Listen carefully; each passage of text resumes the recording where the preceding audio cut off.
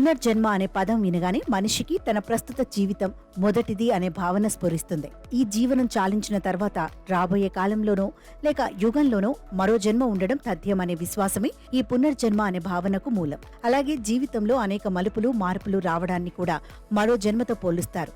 ఉదాహరణకు ప్రమాదంలో తీవ్ర గాయాలకు గురై తిరిగి కోలుకోవడం లేదా చావు నుండి బయటపడటం. పుట్టిన వానికి మరణం తప్పదు, మరణించిన వానికి పుట్టుక తప్పదు. అందుకే తప్పించుకోవడానికి వీలులేని దాని విషయంలో నీవు దుఃఖించటం తగదు అని భగవద్గీతలో స్పష్టంగా చెప్పారు. బహుశా ఇందుకేనేమో మనలో చాలా మంది పునర్జన్మ ఉంటుందని నమ్ముతుంటారు.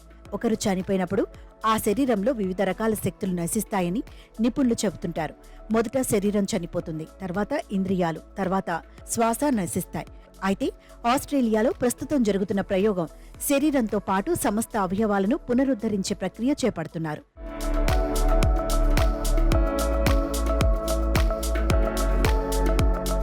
మరణించిన వ్యక్తిని ప్రత్యేక రకమైన స్లీపింగ్ బ్యాగ్లో చుట్టి డ్రై ఐస్లో ప్యాక్ చేయడం, అతని శరీర ఉష్ణోగ్రత దాదాపు -80 డిగ్రీల సెల్సియస్కు తగ్గించి శరీర అవయవాలు పాడవకుండా చూడటం ప్రధానంగా చెబుతున్నారు. ఇక భగవద్గీతలోనూ బౌద్ధ ధర్మంలోనూ చెప్పినట్లు పునర్జన్మపై చాలా నమ్మకాలే ఉన్నాయి.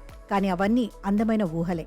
వాస్తవంలో ఏ ఒక్కరికి పునర్జన్మ లభించినట్లు ఆధారాలు లేవు. పునర్జన్మ కోసం ప్రస్తుతం శరీరం వాడుకోవడమూ జరగలేదు. కానీ ప్రస్తుత ప్రయోగం ఉంటుందో లేదో తెలియని పునర్జన్మ కోసం కోట్ల రూపాయలు ఖర్చు చేసి మరణానంతరం తమ శరీరాలను భద్రపరచాలని అనుకోవడమే పెద్ద వింత. ఆస్ట్రేలియా కంపెనీ క్రయోనిక్స్ వద్ద పునర్జన్మ కోరుకొని తమ శరీరాలను భద్రపరచాలని చాలా మంది ఒప్పందాలు చేసుకుంటున్నారు. నిజంగా ఆస్ట్రేలియన్ శాస్త్రవేత్తల ప్రయోగం ఫలిస్తుందో లేదో తేలాలంటే మరికొన్ని రోజులు వేచి చూడాల్సిందే.